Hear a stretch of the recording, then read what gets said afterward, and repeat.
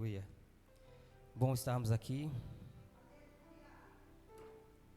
em mais um momento de celebração ao Senhor, de poder falar da palavra dEle e poder oferecer a Ele o nosso culto racional. Eu queria que você abrisse a sua Bíblia comigo no livro de Tiago, no capítulo 5. Glória a Deus. Aleluia. Glória a Deus. Nós estamos aqui, uma parte da gente, o lado humano, sentindo o fim do ciclo, a dona Ramira.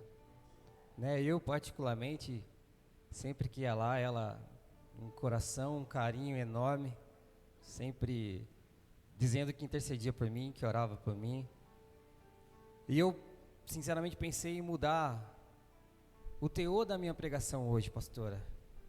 Mas, muito por conta daquilo que a avó falava, eu não podia deixar de pregar isso nessa noite. E é por isso que eu quero ser claro, direto, objetivo, naquilo que vou dizer a vocês, pela misericórdia e graça do Espírito Santo. E o outro lado, feliz, porque nós cremos que as nossas leves e momentâneas tribulações produzem para nós peso de glória. Então, se a partir de hoje não veremos mais a dona Ramíria sentada na garagem, nós podemos ter a convicção que através da misericórdia e graça de Cristo, nós podemos encontrar com ela novamente na região celestial. E é isso que motiva o nosso coração, de crer que um Deus tão grande, tão amoroso, tão misericordioso, não estendeu a nós um plano tão raso de vida. Não pode ser. Viver simplesmente até os 70, 80, 90, 100 anos. E tudo acabar aqui.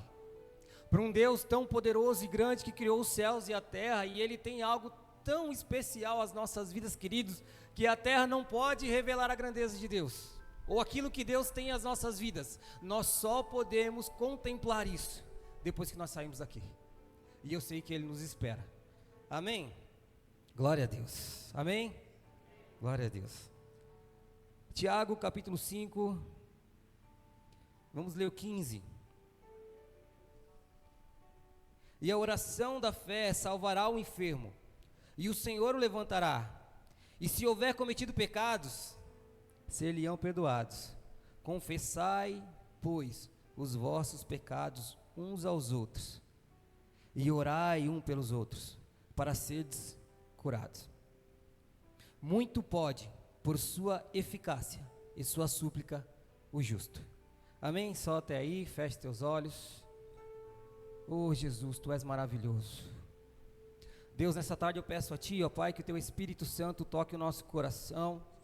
Nós já te louvamos, Senhor, já te adoramos, te entronizamos, Deus, e nós sabemos, ó Pai, que este culto não é algo reservado, Pai, a homens, Deus, mas é o nosso coração se rendendo ao Teu senhorio.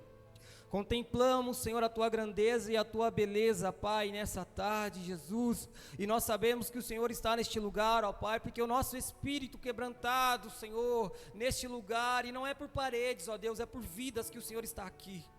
Senhor, que nós possamos sentir a Tua presença neste lugar e que o Teu Espírito Santo possa confortar ainda mais as nossas vidas, Jesus. Amém e amém. Glória a Deus.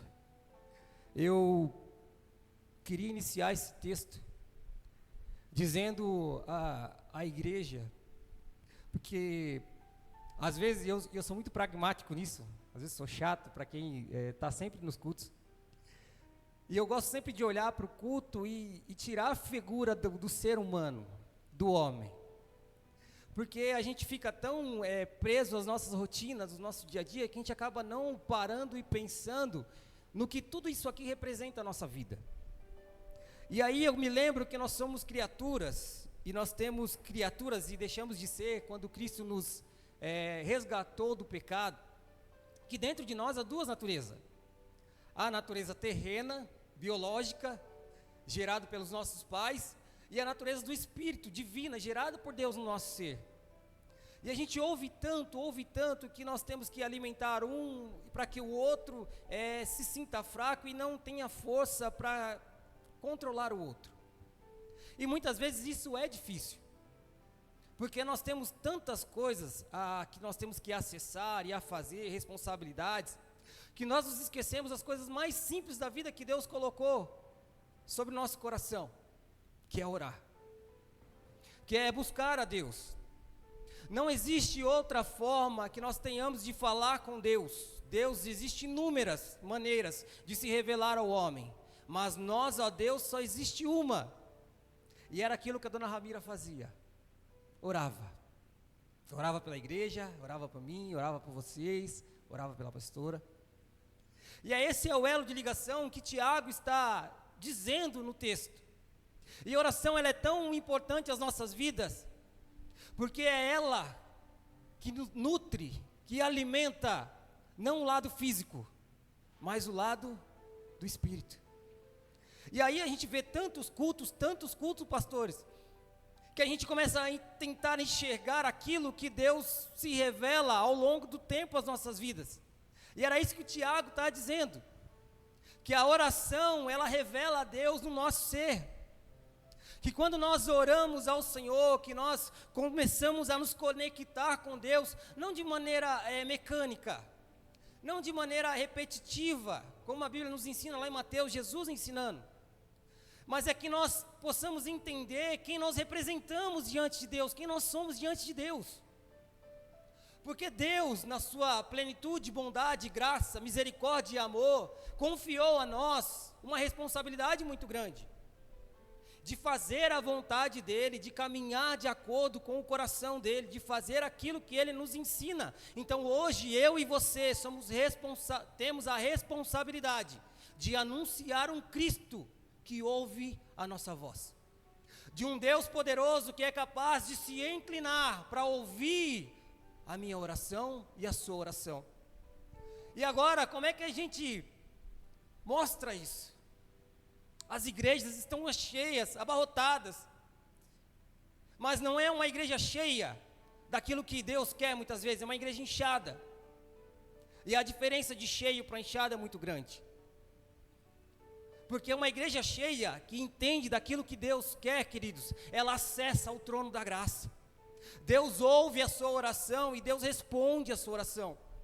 Hoje as igrejas estão inchadas atrás de bons músicos, de uma boa canção, de uma boa adoração, de bons pregadores, de boas palavras, de boas mensagens, mas aquilo que é simplesmente para alcançar o seu ego. Esses dias eu vi uma disputa entre dois pastores, muito renomados, brigando, um mandou uma mensagem para o outro. Eu falei, meu Deus, a que ponto nós chegamos? A que ponto nós chegamos? Onde Deus ficou de lado, onde o Evangelho ficou de lado, e aí o orgulho e a soberba de dois homens, querendo controlar as suas igrejas. Queridos, quando Deus decidiu no seu coração colocar o homem no jardim do Éden, Ele deu a ele responsabilidades, e além disso lhe deu autoridade. Samuel, coloca para mim, por favor, Ezequiel 28.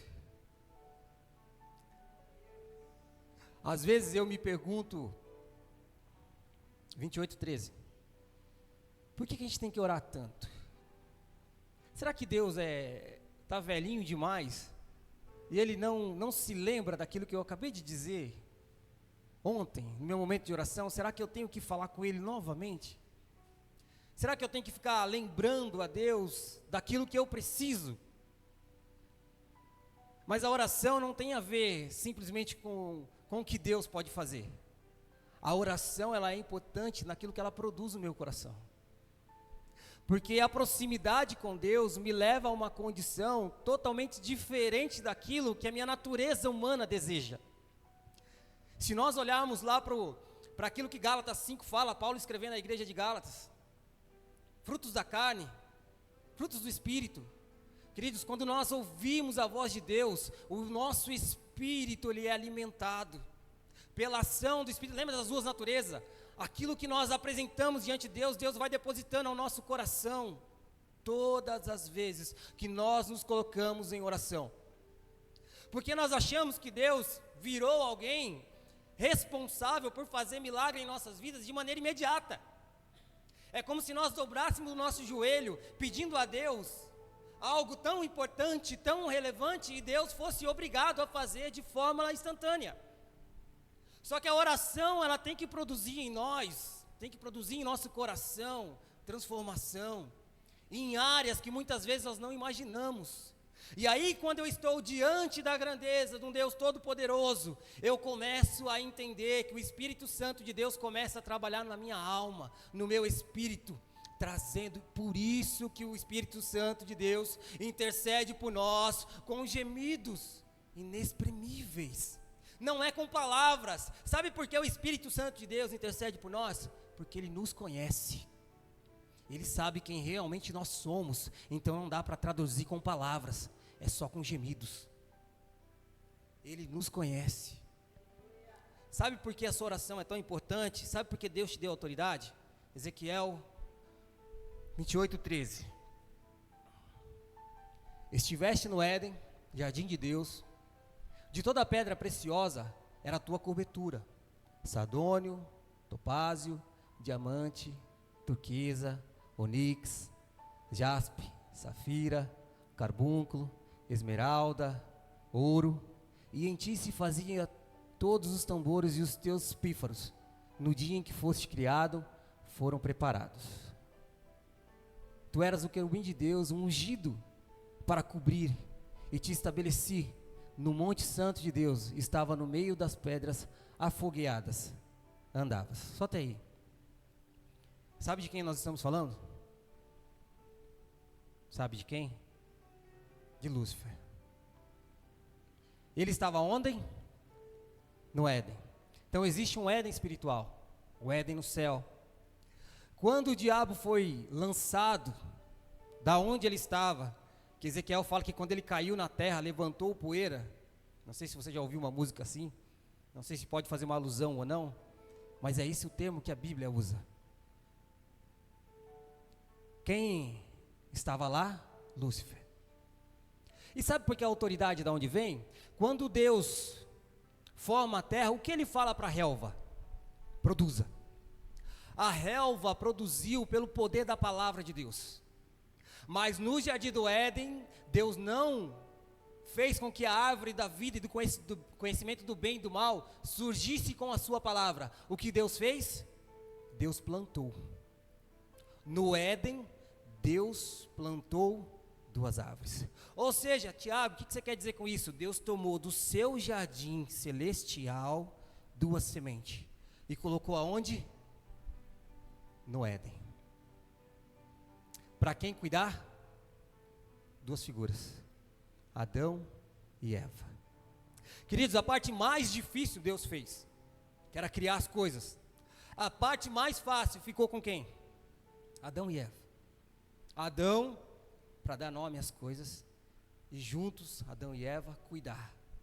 Agora imagine, tudo isso que nós lemos, Satanás, Lúcifer, revestido com todas as pedras preciosas que existiam no céu, olhando de longe, vendo dentro do jardim que Deus tinha feito, da árvore que ele tinha visto, aonde que ele viu as árvores? No céu. E aí quando ele olha para dentro do jardim do Éden, ele vê duas figuras, Adão e Eva.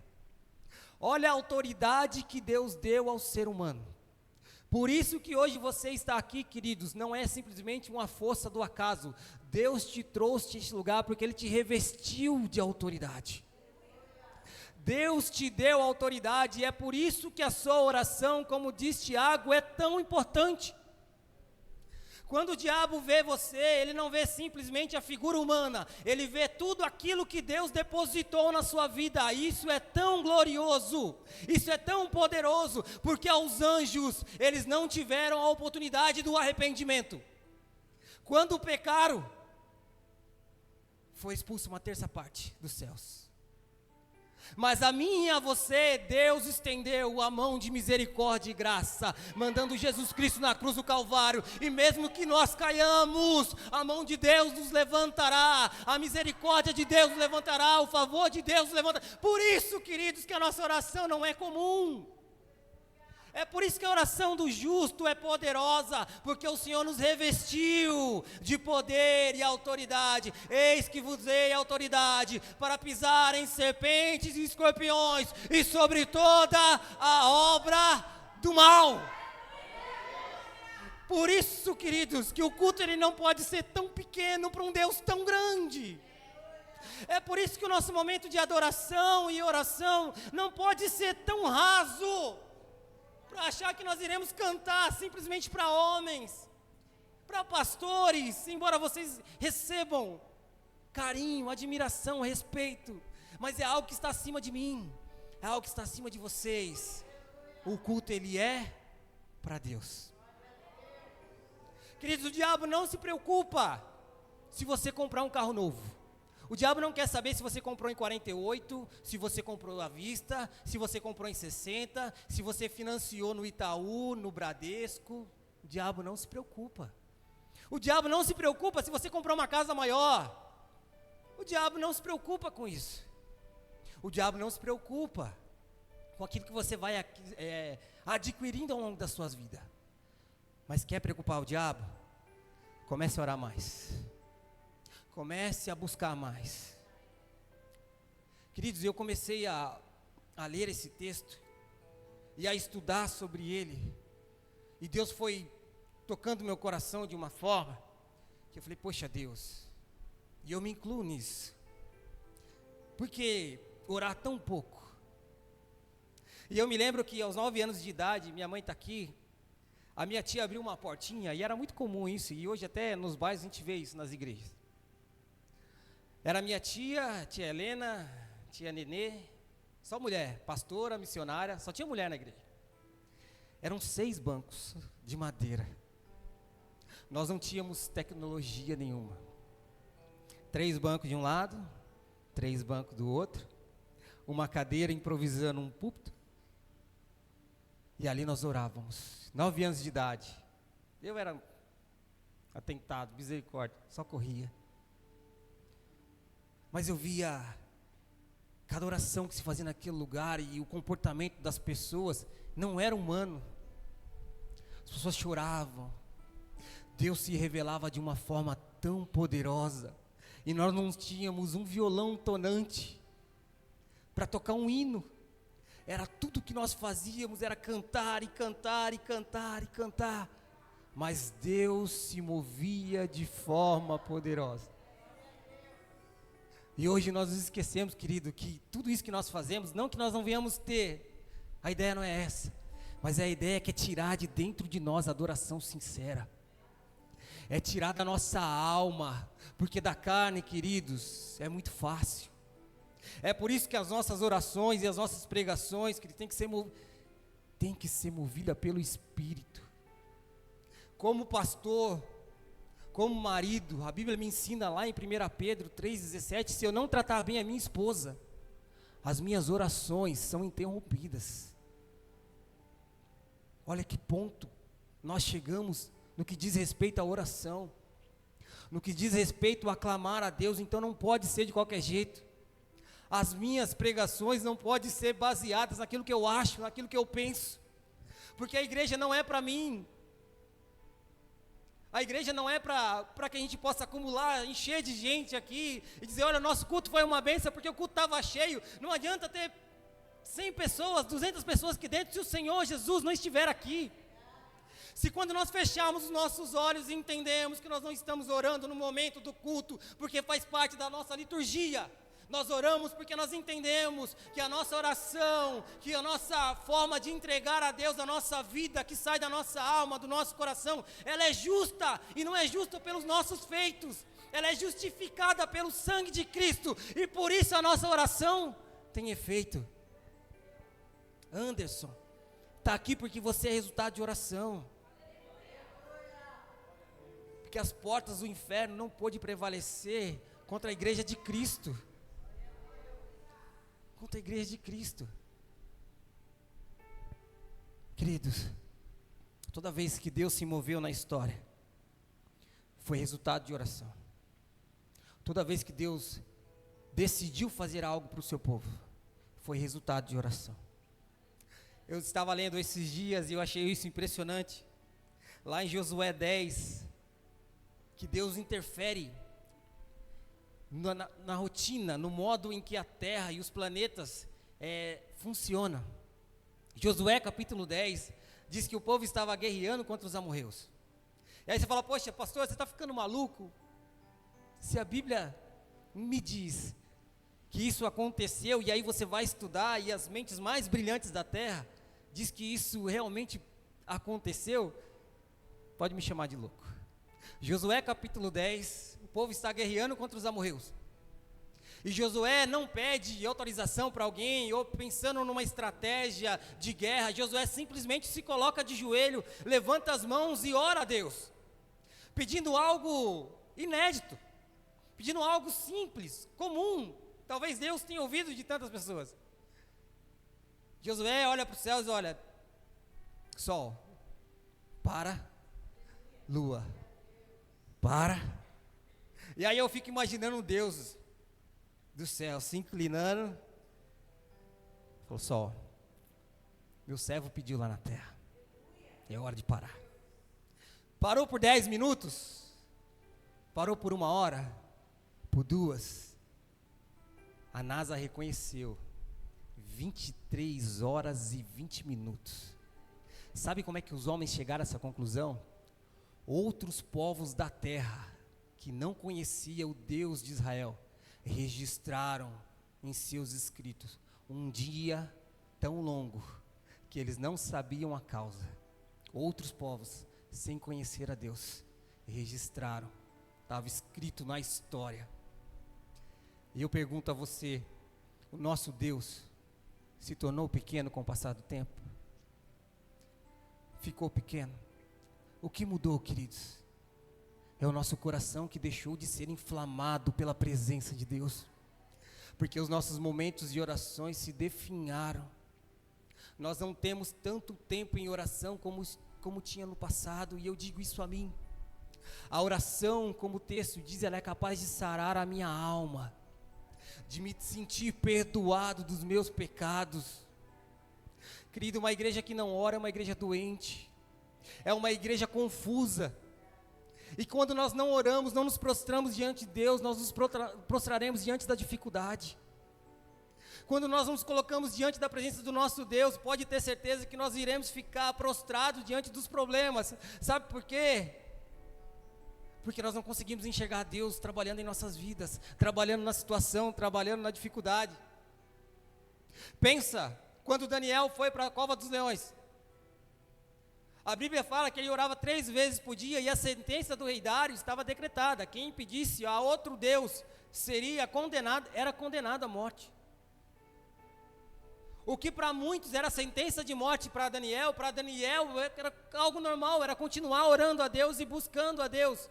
Daniel não se preocupou com a sentença do rei. Daniel se preocupou em fazer o quê? Continuar presente diante da presença de Deus. O final da história, você conhece, o rei chega lá, pede para tirar a pedra. Daniel, será que o seu Deus foi capaz de livrar você da boca do leão? Daniel brada de lá de dentro: ô rei, Deus conhece meu coração, sabe que eu sou fiel a ti, e ele não simplesmente sabe disso, mas me livrou da boca do leão, pois ele enviou o seu anjo neste lugar. Foi através do quê? Da oração e da convicção que Daniel tinha no Deus Todo-Poderoso. As lutas, queridos, elas virão. Seja você solteiro, seja você casado, seja você planejando um negócio, seja você fechando um negócio, faz parte da nossa natureza ter que lutar todos os dias. Mas a diferença é quando nós apresentamos tudo isso diante de Deus, e nós sabemos que Ele é o Deus que peleja por nós. Foi Moisés que abriu o mar vermelho? A Bíblia fala que quando Moisés tocou o cajado na orla, na ponta do mar, não foi aonde Moisés tocou o cajado, Foi da outra banda que o mar começou a se abrir. O mar veio se abrindo. O gigante caiu, não foi porque Davi deu uma pedrada na testa dele. Porque quando alguém recebe um impacto tão forte na testa, vindo de uma direção, ele cai na direção oposta. A Bíblia fala que quando o gigante recebeu uma pedrada na testa, ele não caiu para trás. A Bíblia fala que ele caiu para onde? Para frente. Queridos, Deus nos deu autoridade, Ele nos incluiu no seu plano. Por isso que orar não tem a ver simplesmente com aquilo que nós representamos diante de Deus nas nossas petições, mas é aquilo que a oração produz na nossa alma. É aquilo que Deus designou, que através da ação do Espírito Santo no nosso ser é transformado e é gerado quando nós nos prostramos diante de Deus. É só através da oração. A oração cura, a oração salva. Pedro, quando estava lá em Atos, queridos, nós vamos ficar aqui até a noite toda, dizendo dos frutos da oração. Pedro preso, e aí isso é tão importante, é tão admirável isso, porque quando os apóstolos faziam um culto, não era culto como o nosso, que podia todo mundo chegar na casa do José, chegar na casa do João, chegar na casa da Maria, pegue um copo com água, vamos sentar que a gente vai começar o nosso culto. Era culto embaixo de espada, embaixo de perseguições. Pesquise como os apóstolos morreram. Quantos deles morreram de morte natural? Não era um culto comum, mas mesmo assim a Bíblia fala que eles perseveravam na doutrina dos apóstolos, na comunhão, no dividir do pão, do compartilhar do pão e nas orações. Queridos, o nosso coração tem que se mover em direção aos céus, em oração. Assim nós veremos a Deus de forma diferente. Não um Deus abstrato, sabe, um Deus sem forma. Quando Lúcifer olhou Adão no jardim, o que a Bíblia fala? Lúcifer não viu um anjo. Lúcifer viu um homem, semelhante a quem? A Deus. Nós não nos parecemos com o anjo, nós nos parecemos com Deus. Se coloque de pé nessa noite, queria chamar o grupo de louvor. Aleluia. Ah, Jesus.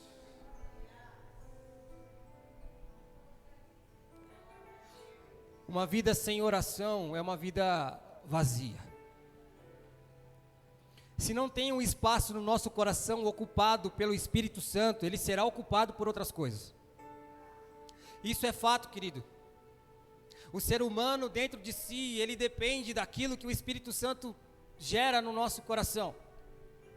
E quando eu falo que o Espírito Santo nos entende e nos conhece, gera força, gera ousadia, gera transformação, gera confiança, não naquilo que nós entendemos como estrutura humana, mas é algo que o Espírito Santo nos impulsiona. E se nós não temos isso dentro do nosso ser, queridos, nós somos presas fáceis na mão do diabo. É por isso que as pessoas vislumbram tanto trazer no seu coração e na sua mente algo que sacie, que traga um sentimento de desejo realizado. Aí as pessoas correm atrás de coisas, correm atrás da bebida, do álcool, das drogas, porque deve ser muito bom.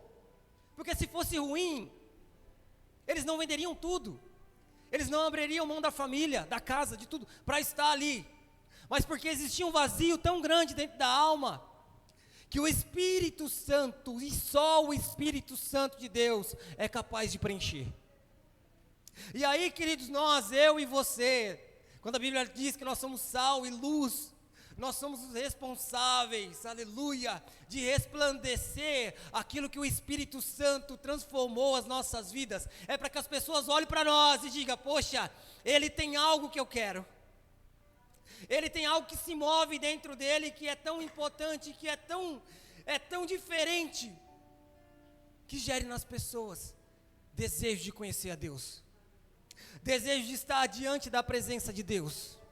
Queridos, e isso só vem, não é porque a gente alimenta a nossa alma e o nosso coração com Facebook, com Instagram, com o Twitter, com qualquer outra coisa, é porque existe uma vida entregue diante do altar de Deus, e ela é alimentada constantemente, com algo que não é humano, com algo que é divino. E é por isso que nas nossas naturezas, tanto humana quanto espiritual, aleluia, ela tem que sobressair no nosso espírito, porque é a ação de Deus sobre as nossas vidas, porque é aquilo que Deus proporciona ao nosso coração. E isso só vem, queridos, quando nós nos prostramos diante de Deus em oração, quando nós decidimos encurtar a distância, diminuir o espaço, aleluia, não estar longe do Senhor, não estar distante da presença dEle, que o Espírito Santo de Deus gere isso em nós, desejo de estar diante da presença do Senhor. Queridos, uma igreja sem o Espírito Santo, uma igreja sem oração, uma igreja vazia, é cansativo e é monótono. A pregação, ela é cansativa. Quantas vezes subimos no púlpito sem orar, sem pedir a Deus misericórdia e graça, sabe, como se fosse apenas uma mera apresentação. Quantas vezes nós saímos da nossa casa, achando, poxa, é culto, eu tenho que estar lá, ou está aqui com a cabeça lá. Queridos, este momento, quando nós entendemos a dimensão do que é estar diante da presença de Deus, a nossa canção não é para simplesmente medir o nosso timbre de voz, não é para que as pessoas que estão ao nosso redor falem, poxa, ela canta muito bem ou ele canta muito mal. É a nossa maneira de apresentar a Deus, Jesus, eu estou aqui.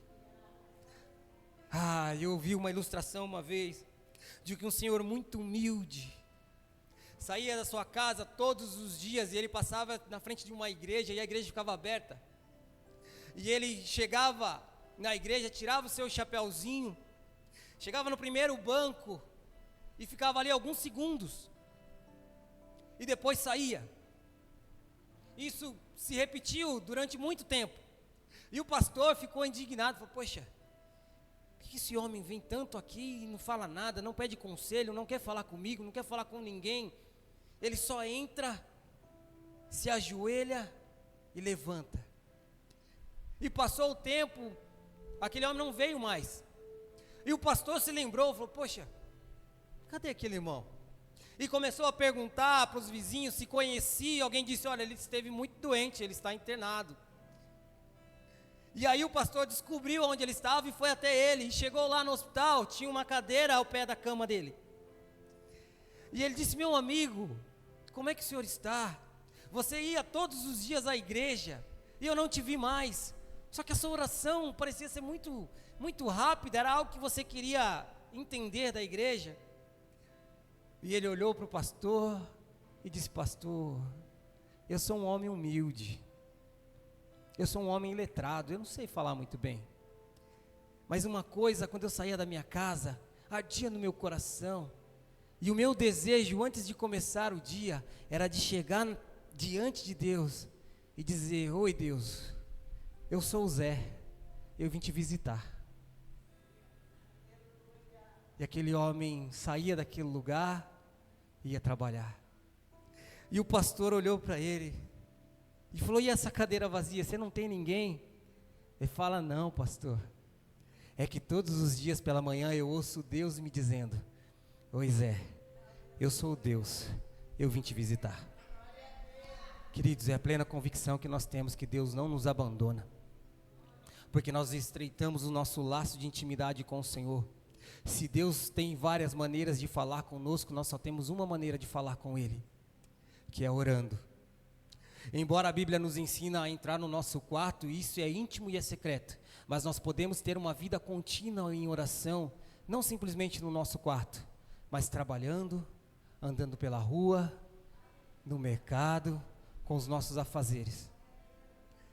Que o Espírito Santo de Deus possa mover o nosso ser, para que nós possamos estar perto de Deus e ser fortalecidos por Ele.